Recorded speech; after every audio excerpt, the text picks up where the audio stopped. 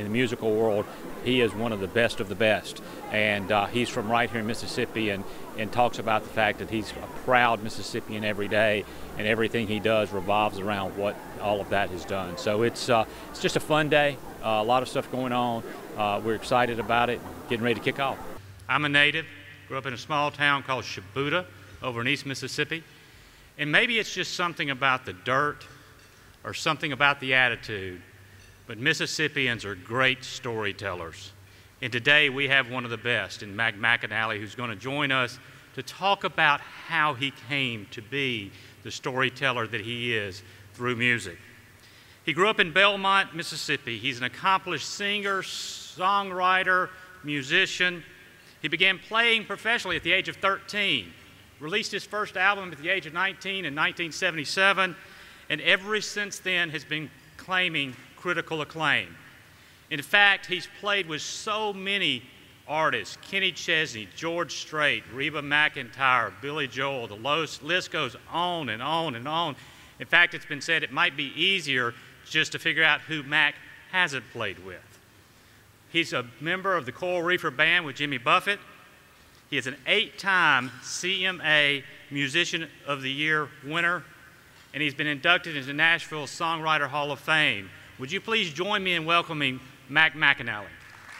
How growing up in Mississippi has influenced your music, influenced the way you approach things? Well, you know, there's so much great music that has come from Mississippi, but for me particularly, I would say it's a higher percentage of what I do than most of the folks that would have come from here, because it informs every song that I write. The fact that I grew up in Belmont, a small community up in the northeast corner of the state, and yeah, that's one of our 900. Well represented. MEC, go.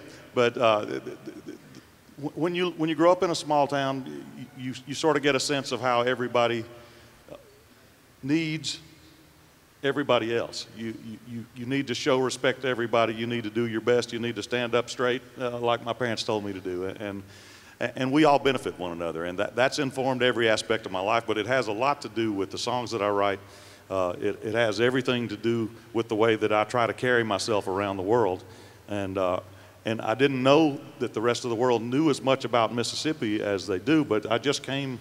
We were in Australia and New Zealand the last 2 weeks with Jimmy, and I don't ever get a chance to talk on the microphone that I don't say that I'm from Mississippi. And Mississippi got a round of applause in Byron Bay, Australia, and in Christchurch, New Zealand, and in Wellington, New Zealand. They know what this place is. This place has enough special about it that it goes all the way around the world, and that's amazing. You know, you talked about you learn how to stand up straight. Growing up in a small town, I guess, in a lot of ways, everybody there is kind of looking out for you, and if you mess up, they'll catch you on it, won't they? Yeah, we didn't have a neighbor that didn't have permission to spank me, I don't think. It was just a blanket permission. And my particular set of parents who are not with us anymore, my mom was a gospel piano player. My dad, Lyman, was a school teacher, which makes me particularly proud of these star students and teachers back in the back of the room here. But I was blessed not only to be from Mississippi, but to particularly hit the ground in the McAnally family for all kinds of reasons. That really open-minded, open-hearted, wonderful, sweet people. And every day when I went out the door, we didn't have air conditioning, so I went out the door as soon as I could. But when I went out the door growing up, my mom said, "Make some use of yourself." She didn't say be good. She didn't say behave yourself, although those things were deeply implied. But she said make some use of yourself. And that's the way I look at every morning. I want to make some use of myself. And whether it's music, or whether it's being a better brother to my sisters, or neighbor to my neighbors, or ex-husband to my ex-wife, I want to make some use of myself, trying to get better and make the world a little bit better every day. And so Mom's still had a pretty good effect on me at this point. And you said your mom was a musician. Obviously, family had a lot of influence on you going into music. Tell me a little bit about how that impacted. Did you ever think about doing anything else?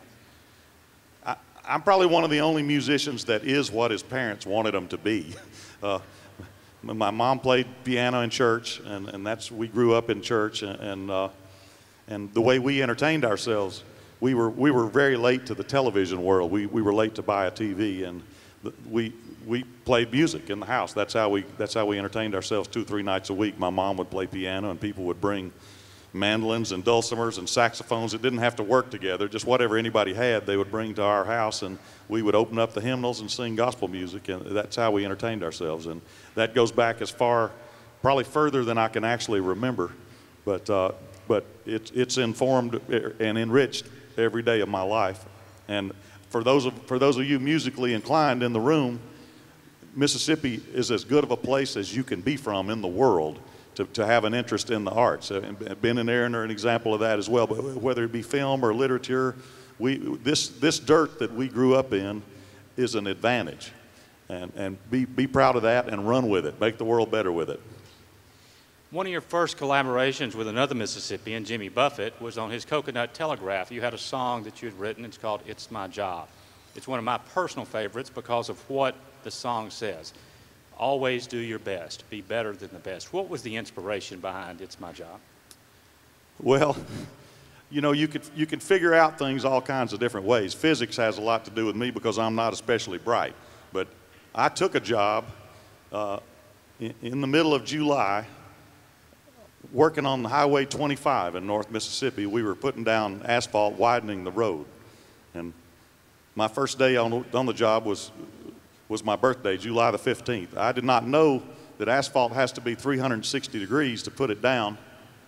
And I wore a pair of Converse tennis shoes to my first day of job.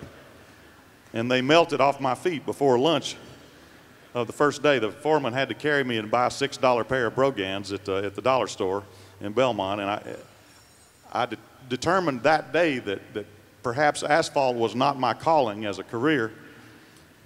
But I did notice during the summer of working on Highway 25 that it's still important, even if you have a job you don't like, it's still important to do the best you can do. It makes the work better, it makes your life better, and it's the shortest path towards a job that's better.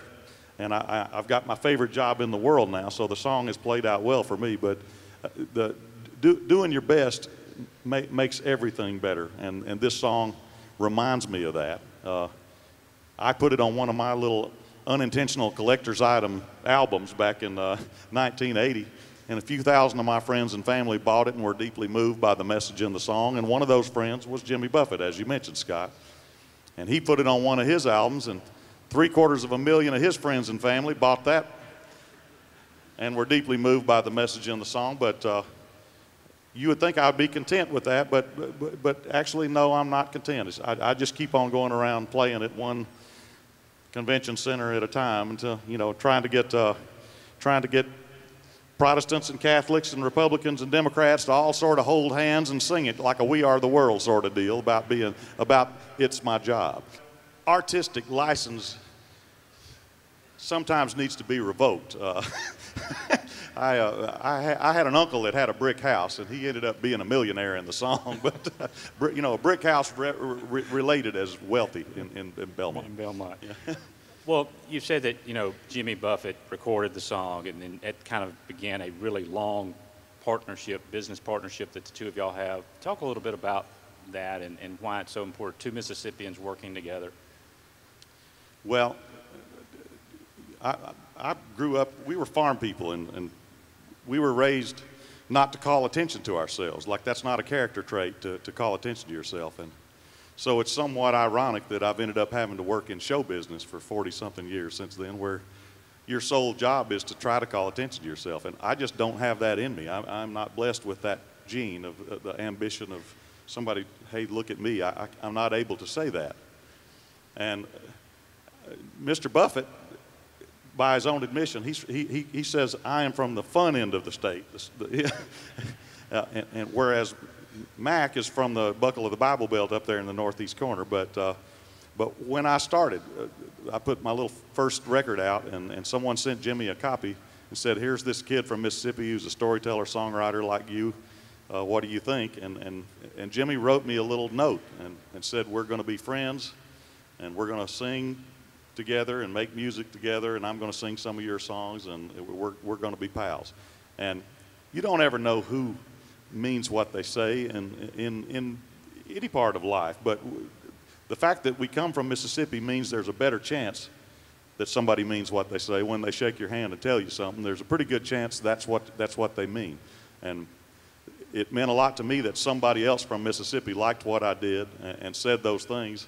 And it turns out that all of those things have come true, plus a whole lot else. Jimmy turned 70 this year, and I tell him he's emptied out his bucket list and refilled it about 4 times at this point, but it's been my great pleasure to draft off of him in the NASCAR sense of the word and get to ride with him all over the world and stand up in front of crowds bigger than I would have asked for and get to play and get to write songs with the guy. He's a wonderful guy, and he's a great fellow to work with, and he's a sort of a big, giant, rolling ball of goodwill that goes around the world, and it started in Pascagoula, Mississippi, and I'm proud to be part of that with him as well. You know, you talked about the fact you played all over the world, large venues. I know tomorrow night you'll be playing here in Jackson at Dueling Hall, very small, intimate setting. Do you have a preference, or do you just like to play? I love every day. Now, Dueling Hall is just a cherished venue. And before I ever even knew about it, my friends in Nashville and in Muscle Shoals who had played there said, you got to go play Dueling Hall. It's like a miniature Ryman, and the Ryman Auditorium in Nashville is one of the best rooms in the world. So I was looking forward to seeing Dueling Hall, and I was able to play it once last year. It's a remarkable room. The state and the city should be proud to have it. In spite of the fact that it's just going to be me there tomorrow night, it's still an amazing room. But as far as preferring the small crowds or the big crowds, I love the opportunity to be in the service of music. And it doesn't matter to me if I'm playing along with George Jones or playing along on some demo for some new kid who's just starting out, or playing a Mac show, which I am fortunate enough to get to do tomorrow night, or a Jimmy Buffett show in front of 100,000 people at Jazz Fest or wherever we're playing. It's the same. I am, just like my mama told me in the morning, I'm trying to make some use of myself, and I'm getting to do it with a guitar, which is a serious blessing. Well, obviously that has worked well because the people that you work with had such great respect for you. You have a string of 8 consecutive years as the CMA Musician of the Year, an award that is chosen by your peers. Talk a little bit about the work that you do with. Well,